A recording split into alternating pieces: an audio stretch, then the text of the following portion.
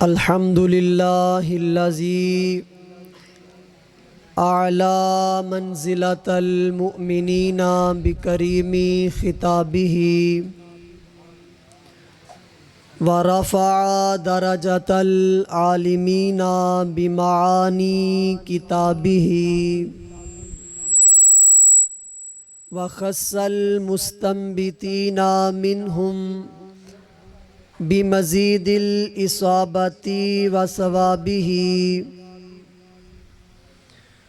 والصلاة والسلام علی النبی وعلی آلہ واصحابہ واولیاء ملتہ اجمعین اما بعد فاعوذ باللہ من الشیطان الرجیم بسم اللہ الرحمن الرحیم قال اللہ تبارک و تعالی فی القرآن المجید والفرقان الحمید لا اقسم بہذا البلد وانت حل بہذا البلد صدق اللہ العظیم ان اللہ وملائکتہ یصلون علی النبی یا ایہا الذین آمنوا صلوا علیہ وسلموا تسلیما۔ درود پاک کا نذرانہ پیش کیجئے۔ الصلاۃ والسلام علیک یا رسول اللہ وعلی آلک واصحابک یا حبیب اللہ۔ الصلاۃ والسلام، ذرا سارے مل کے پڑھ لیں۔ الصلاۃ والسلام علیک یا نبی اللہ وعلی آلک واصحابک یا خاتم النبیین۔ مولایا صلی وسلم دائما ابدا علی حبیبک خیر الخلق کلہم یا رب بالمصطفیٰ بلغ مقاصدنا واغفر لنا ما مضى یا واسع الکرم۔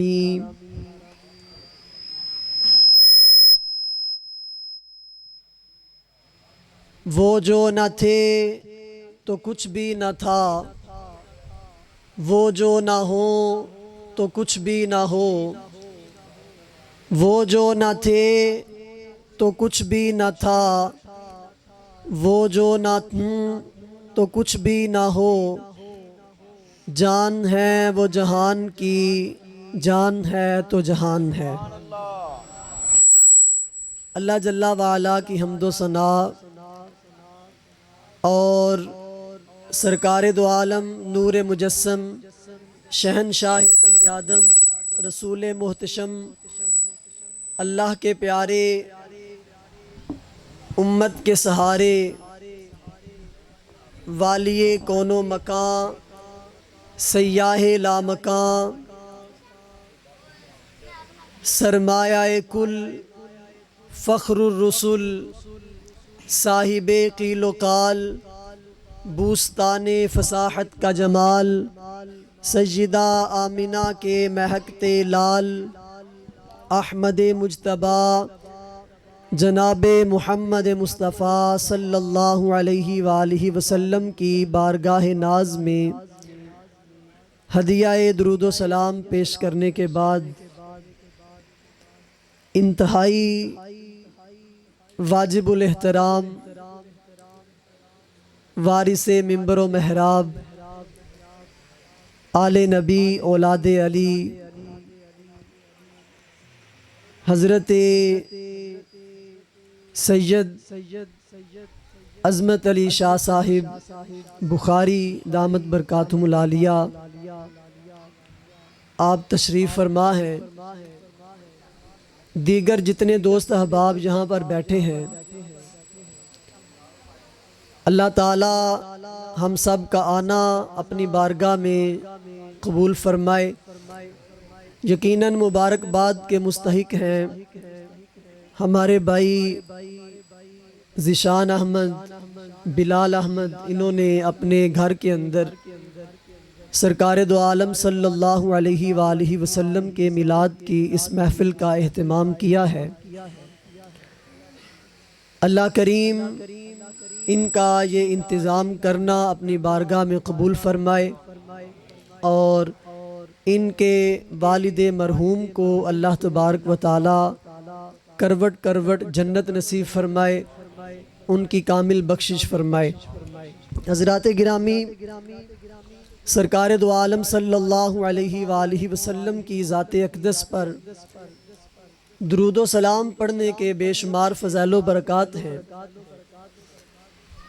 آقا کونین صلی اللہ علیہ وآلہ وسلم ارشاد فرماتے ہیں، من صلی علی 50 مرتن فی کل یوم صافحتہ یوم القیامہ۔ ارشاد فرمایا کہ جو میرا امتی مجھ پر دن بھر میں 50 مرتبہ درود پاک پڑھتا ہے، صافحتہ یوم القیامہ، قیامت والے دن میں اس بندے کے ساتھ مصافحہ فرماؤں گا۔ اب دیکھیں، وہ 50,000 سال کا دن جس میں نفسا نفسی کا عالم ہوگا، باپ بیٹے سے بھاگ رہا ہوگا، ماں بیٹی سے دامن چھڑا رہی ہوگی، دوست کو چھوڑ جائے گا، ہر کسی کو اپنی پڑی ہوگی، انسان اپنے ہی پسینے میں ڈبکیاں کھا رہا ہوگا، تانبے کی دہکتی ہوئی زمین پر انسان کو ننگے پاؤں کھڑا کر دیا جائے گا۔ ایسے وقت کے اندر جب بندے کا کوئی پرسان حال نہ ہو، تو اس وقت سرکار دو عالم صلی اللہ علیہ وآلہ وسلم ارشاد فرماتے ہیں کہ میرا وہ امتی، وہ میرا عاشق صادق جو دنیا میں رہتے ہوئے دن بھر میں مجھ پر 50 مرتبہ درود پاک پڑھتا ہوگا، میں اس بندے کے ساتھ مصافحہ فرماؤں گا۔ اب جس کے ساتھ سرکار مصافحہ فرمائیں، جس کو سرکار ٹچ کر دیں، مس کر دیں، جس کی نسبت سرکار سے ہو جائے، اس کا مقام و مرتبہ کیا ہوتا ہے؟ حضرت امام جلال الدین سیوطی رحمۃ اللہ تعالی علیہ خصائص الکبریٰ کے اندر ایک بڑی خوبصورت روایت نقل کرتے ہیں۔ حضرت انس رضی اللہ تعالیٰ عنہ کے پاس ایک رومال تھا۔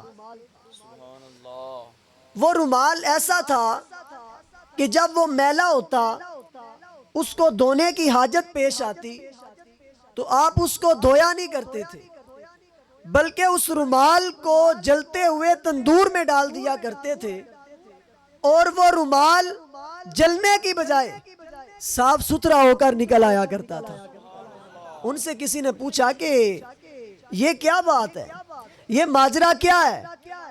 آگ کی فطرت ہے جلانا، اس کے اندر لکڑی ڈالی جائے یہ اسے بھی جلا دیتی ہے، اس کے اندر لوہا ڈالا جائے یہ اسے بھی پگھلا دیتی ہے، اس کے اندر جو چیز ڈال دی جائے یہ اسے جلا کر راکھ کر دیتی ہے، لیکن آپ کے رومال کے اندر ایسی خصوصیت کیا ہے کہ آگ اس رومال کو جلانے کی بجائے، اس کو راکھ کرنے کی بجائے صاف اور ستھرا کر کے باہر نکال دیتی ہے؟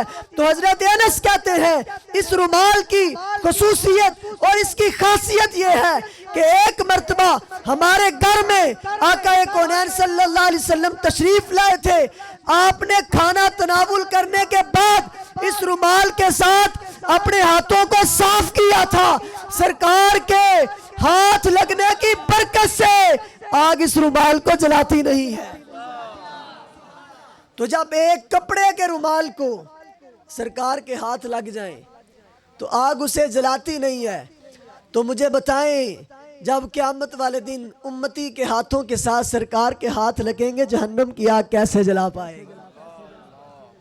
یہ سرکار دو عالم کی نسبت کی برکتیں ہیں، یہ آپ کے چھونے کی برکتیں ہیں، اور یہ آپ پر درود و سلام پڑھنے کی برکتیں ہیں کہ سرکار دو عالم صلی اللہ علیہ وسلم فرماتے ہیں کہ میں اس بندے کے ساتھ مصافحہ کروں گا۔ آپ دیکھیں آج انٹرنیٹ کا دور ہے، ٹیکنالوجی کا دور ہے، اس طرح کے سافٹ ویئر نکل آئے ہیں کہ اگر کسی بندے کو ٹریس کرنا ہو، وہ دنیا کی اربوں آبادی کے اندر دنیا کے کسی مقام پہ ہو، اس کو ٹریس کیا جا سکتا ہے، اس کی لوکیشن ڈھونڈی جا سکتی ہے، اس کا پتہ لگایا جا سکتا ہے کس ملک میں ہے، کس شہر میں ہے، کس علاقے میں ہے، بعض صورتوں میں اسے دیکھا بھی جا سکتا ہے۔ لیکن وہ قیامت کا میدان کہ جس میدان کے اندر ساری کائنات جمع ہوگی، نہ وہاں پر کوئی نیٹ سسٹم ہوگا، نہ وہاں پر کوئی ٹیکنالوجی ہوگی، نہ وہاں پر کوئی لوکیشن سرچ کرنے کا سسٹم ہوگا، لیکن اس کے باوجود سرکار دو عالم صلی اللہ علیہ وآلہ وسلم ساری کائنات کے اندر اس بندے کو تلاش بھی کریں گے، پھر اس کے ساتھ مصافحہ بھی کریں گے جو دن بھر میں آپ پر 50 مرتبہ درود پاک پڑھتا ہے۔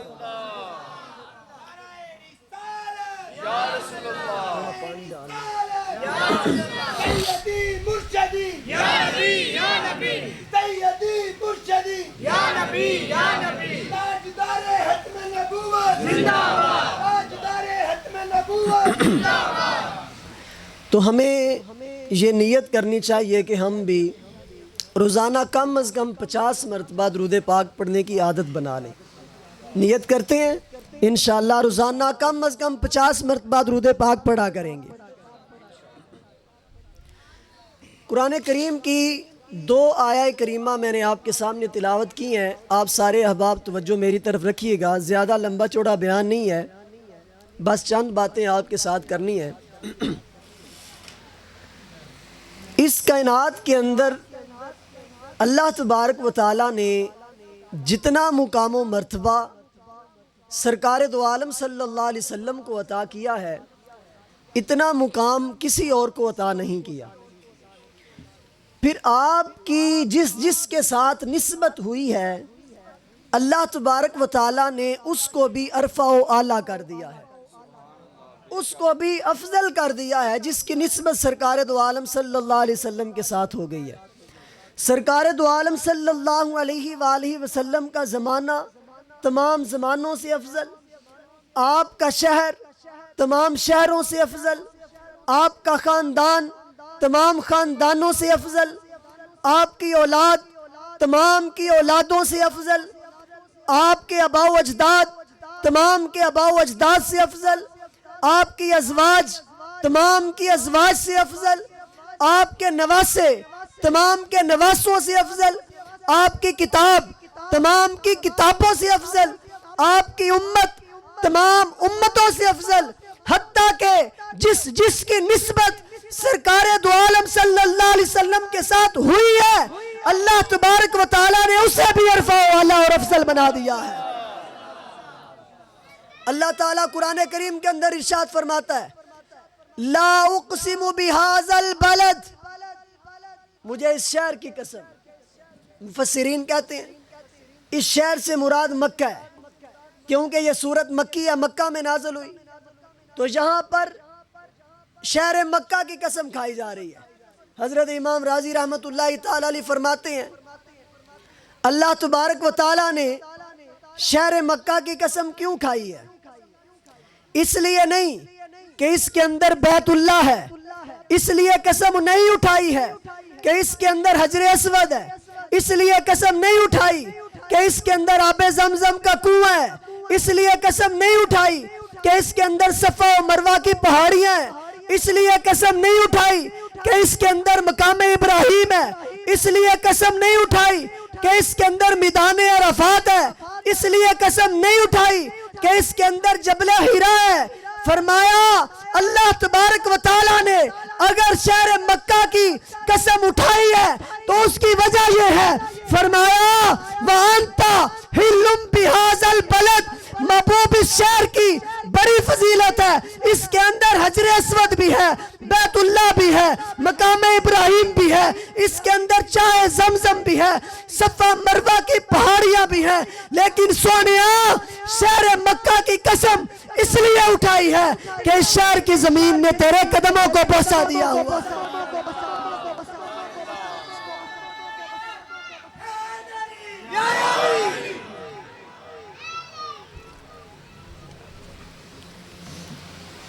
فرمایا اس شہر کی قسم اس لیے اٹھائی ہے کہ اس شہر نے تیرے قدم چومے ہوئے ہیں، اس شہر نے تیرے قدموں کے بوسے لیے ہوئے ہیں، تم نے اس شہر کو نوازا ہے، اس شہر میں قدم رنجا فرمایا ہے۔ تو فرمایا ہم نے اس شہر کو بھی بلند و بالا و رفع والا کر دیا ہے۔ وہ ڈاکٹر اقبال نے کہا نا کہ کسی نے مجنوں کو دیکھا کہ کتے کے پاؤں چوم رہا ہے، تو اس نے کہا کہ تو اشرف المخلوقات ہے، انسان ہے، یہ جانور ہے پھر کتا ہے، تو اس کے قدم چوم رہا ہے۔ تو اس نے کہا کہ تمہیں کیا خبر، یہ کتا لیلا کی گلی سے کبھی کبھی گزرا کرتا ہے۔ تو اقبال کہتے ہیں کہ ہمیں رسول اللہ کے شہر سے محبت اس لیے ہے کہ وہاں ہمارے آقا و مولا کا بسیرا ہے، ہمیں اس لیے اس شہر سے محبت ہے۔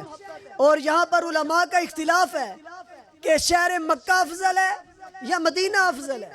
بعض کہتے ہیں کہ مکہ افضل ہے، بعض کہتے ہیں مدینہ افضل ہے، لیکن اس بات پر امت کے تمام علماء کا اجماع ہے کہ زمین کا وہ ٹکڑا جو اس وقت سرکار کے پہلو سے لگا ہوا ہے، زمین کے جس حصے پر سرکار دو عالم آرام فرما ہے، وہ صرف مکہ سے نہیں بلکہ کائنات کی ہر چیز سے افضل والا ہے، ہر چیز سے افضل ہے، ہر چیز سے افضل والا ہے۔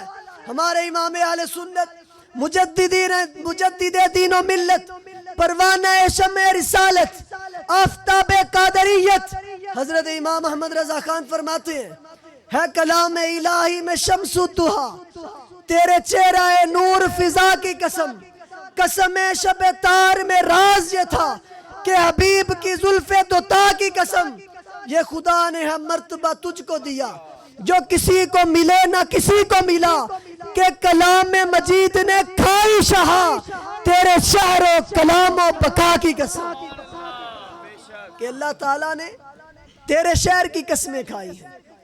تو فرمایا کہ اس شہر سے مراد مکہ ہے کیونکہ یہ سورت مکی ہے۔ حضرت شیخ عبدالحق محدث دہلوی رحمۃ اللہ تعالیٰ نے بڑی خوبصورت بات کی۔ آپ فرماتے ہیں کہ شرف المکانی بالمکینی، کسی بھی مکان، کسی شہر، کسی جگہ کا اپنا کوئی شرف نہیں ہے، اس کی اپنی کوئی فضیلت نہیں ہے، اس کا اپنا کوئی مقام نہیں ہے، بلکہ اگر کسی مکان کو، کسی شہر کو، کسی جگہ کو فضیلت ملتی ہے تو اس میں رہنے والے کی وجہ سے ملتی ہے۔ اس میں رہنے والا اگر افضل ہے تو وہ جگہ بھی سب سے افضل ہے۔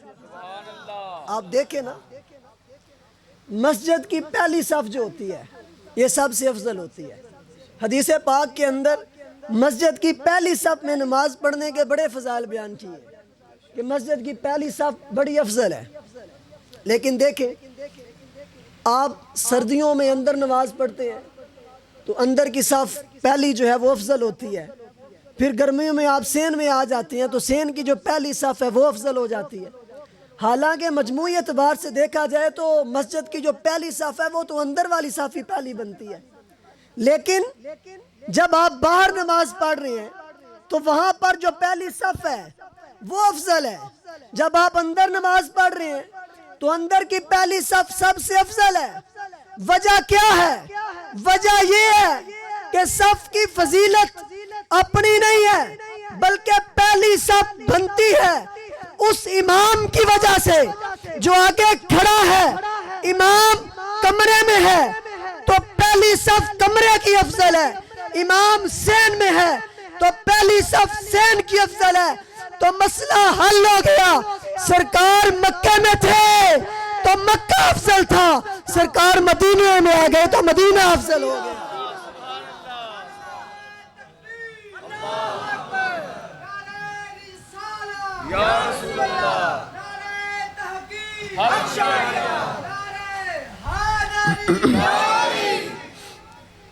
پھر جس کو سرکار سے نسبت ہوئی ہے اللہ تبارک و تعالیٰ نے بڑی برکتیں عطا کی ہیں، بڑی بلندیاں عطا کی ہیں، بڑی رفتیں عطا کی ہیں۔ اب دیکھیں آسمانی کتابیں کتنی ہیں؟ 4. کتنی ہیں؟ تورات، زبور، انجیل اور قرآن کریم. یہی 4 آسمانی کتابیں ہیں، اور چاروں اللہ کا کلام ہے. زبور بھی اللہ کا کلام ہے، تورات بھی اللہ کا کلام ہے، انجیل بھی اللہ کا کلام ہے، اور قرآن بھی اللہ کا کلام ہے. لیکن ان کتابوں میں سب سے افضل کتاب کون سی ہے؟ قرآن پاک. بھائی کلام تو وہ بھی اللہ کے ہیں. تورات اللہ کا کلام، زبور اللہ کا کلام، انجیل اللہ کا کلام، قرآن بھی اللہ کا کلام. ایک ہی متکلم ہے سب کا. پھر ایک کلام دوسرے سے افضل کیوں ہوا، دوسرے سے اعلیٰ کیوں ہوا؟ تو پتہ چلا کہ قرآن کریم کو باقی تمام کتابوں پر، باقی تمام صحیفوں پر مقام، مرتبہ اور افضلیت اس وجہ سے ہے کہ یہ محبوب کے دل پر نازل ہوا ہے. اس کی نسبت رسول اللہ سے ہے، اس کی نسبت آقا کونین سے ہے. اس وجہ سے ساری کتابوں سے افضل ہے، ساری کتابوں سے اعلیٰ ہے. وجہ یہ ہے کہ اسے نسبت مصطفیٰ ملی ہوئی ہے. تو جس چیز کو بھی سرکار دو عالم صلی اللہ علیہ وسلم کے ساتھ نسبت ہو جاتی ہے وہ بھی بلند و بالا ہو جاتی ہے. عربی کا ایک بڑا خوبصورت مقولہ ہے، کل شیء محبوب منسوب الی المحبوب محبوب. کہتے ہیں کہ ہر وہ چیز جس کی نسبت محبوب کے ساتھ ہو جائے پھر وہ چیز بھی محبوب ہو جاتی ہے. وہ چاہے پہلے ککھ تھی، ککھ بھی نہ تھی، لیکن جب اس کی نسبت سرکار سے ہوئی تو پھر اب ککھ نہ لئی، رکھ ہو گئی. اب وہ ککھ نہیں رہی، اب لکھ ہو گئی ہے. پہلے کچھ نہ تھی، اس کا کوئی مقام نہ تھا، لیکن جب اس کی نسبت محبوب سے ہوئی اب اس کا مقام اونچا ہو گیا، اب اس کا مقام بڑا ہو گیا. اب دیکھیں کائنات کے اندر تقریباً ہر بندے کی بیوی ہوتی ہے، لیکن ہر بندے کی بیوی افضل ہو ضروری نہیں ہے، ہر بندے کی بیوی اعلیٰ ہو ضروری نہیں ہے، ایک کی دوسرے کے برابر ہو یہ بھی ضروری نہیں ہے. لیکن قربان جاؤں ان ازواج پر جن کی نسبت ہمارے آقا محمد عربی سے ہے، جن کی نسبت ہمارے آقا سے ہے. ان کا مقام، ان کا مرتبہ، ان کی رفعت شان کو اللہ تبارک و تعالیٰ خود بیان فرماتا ہے، یا نساء النبی لستن کاحد من النساء. فرمایا کہ اے نبی کی گھر والیو تم سارے زمانے کی عورتوں کے اندر بے مثل و بے مثال ہو. اس کی وجہ یہ ہے کہ تم میرے محبوب کی ازواج ہو. ہر بندے کی بیوی ہوتی ہے، اس کے علاوہ دیگر انبیاء کی بیویاں بھی تھی، لیکن اللہ تبارک و تعالیٰ نے کسی کے بارے میں یہ نہ کہا کہ اے فلاں نبی کی بیوی تم سب سے افضل ہو، تیرے جیسا کوئی نہیں ہے، زمانے کی ساری عورتوں کے اندر تو ممتاز ہے. نہیں، لیکن جن کی نسبت ہمارے آقا کے ساتھ ہوئی ہے ان کے بارے میں اللہ تبارک و تعالیٰ قرآن کے اندر فرماتا ہے، یا نساء النبی لستن کاحد من النساء. فرمایا اے نبی کی گھر والیو تم بے مثل و بے مثال، اس لیے کہ تمہاری نسبت ہمارے محبوب سے ہو گئی ہے. سرکار دو عالم صلی اللہ علیہ وسلم کی امت کو دیکھی، بڑی امتیں آئی ہیں، 1,24,000 کم و بیش انبیاء کی امتیں. ہر نبی کا مقام جدا، ہر ایک کا مرتبہ جدا، ان کی امتوں کے مقام و مرتبے بھی الگ. آقا کونین صلی اللہ علیہ وسلم ارشاد فرماتے ہیں کل بروز قیامت کے میدان میں ساری کائنات کی امتوں کی جو صفیں بنیں گی وہ 120 ہوں گی. کتنی ہوں گی؟ فرمایا ان 120 صفوں میں 80 صفیں میری امت کی ہوں گی، 80 صفیں میری امت کی ہوں گی. اب فرمایا کہ کائنات کے اندر جتنے نبی آئے، جتنے رسول آئے، ان کی جتنی امتیں ہیں ان سب کے مقام جدا، سب کا مقام اعلیٰ.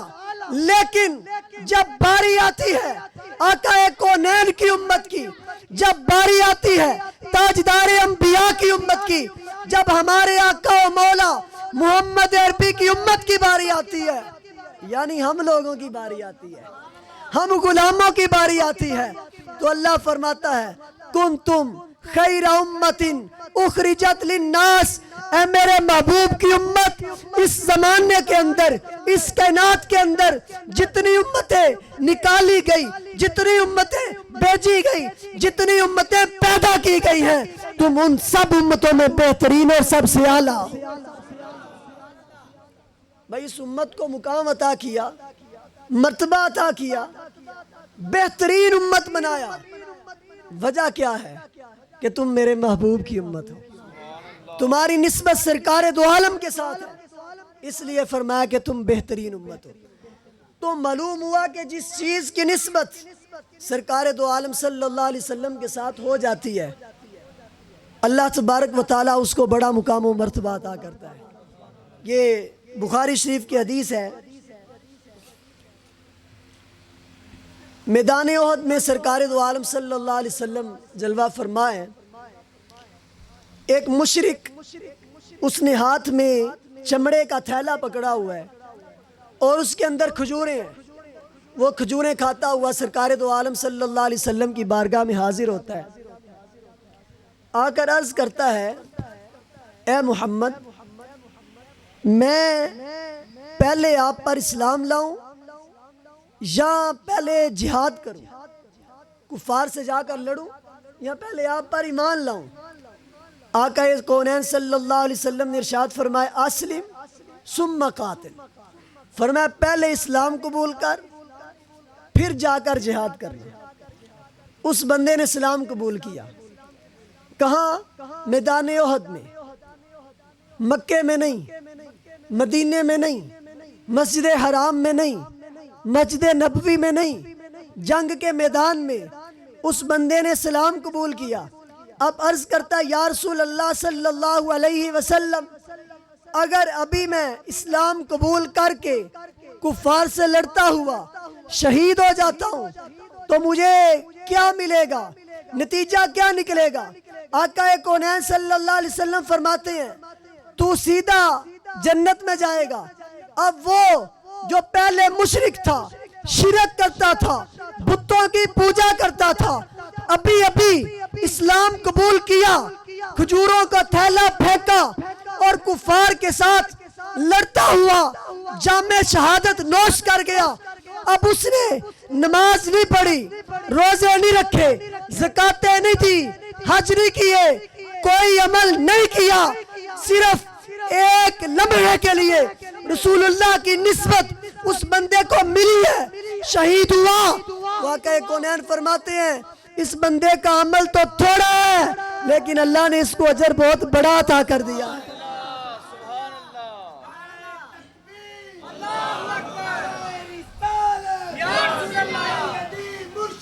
یا نبی یا نبی سیدی مرشدی یا نبی یا نبی حیدری یا علی تاجدار ختم نبوت زندہ باد، تاجدار ختم نبوت زندہ باد۔ معلوم ہوا کہ صرف نمازیں پڑھنے سے مقام نہیں ملتا، صرف روزے رکھنے سے مقام نہیں ملتا، صرف زکوٰۃ دینے سے یا حج پہ حج کرنے سے مقام نہیں ملتا، جب تک رسول اللہ کی نسبت شامل حال نہ ہو کسی عبادت کا کوئی فائدہ نہیں۔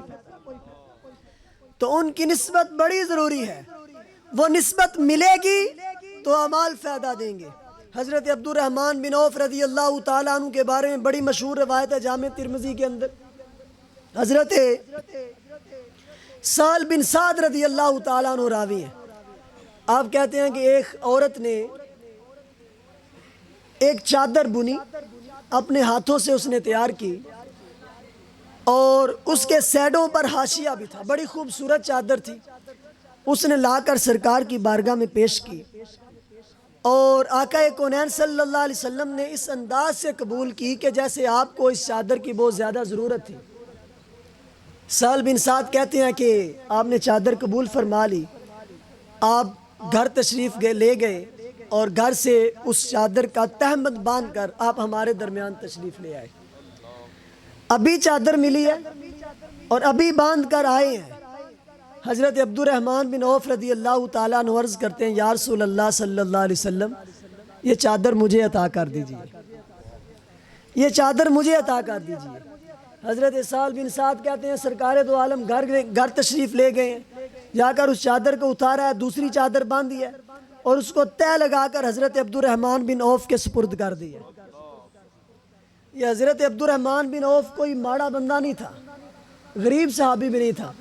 سرکار دو عالم صلی اللہ علیہ وسلم کے تمام صحابہ کے اندر جن کی سخاوت کے چرچے ہیں وہ حضرت عثمان غنی ہیں کہ ان کے پاس بڑا مال تھا، بڑی دولت تھی، لیکن حضرت عبد الرحمن بن عوف حضرت عثمان غنی سے بھی زیادہ مالدار تھے۔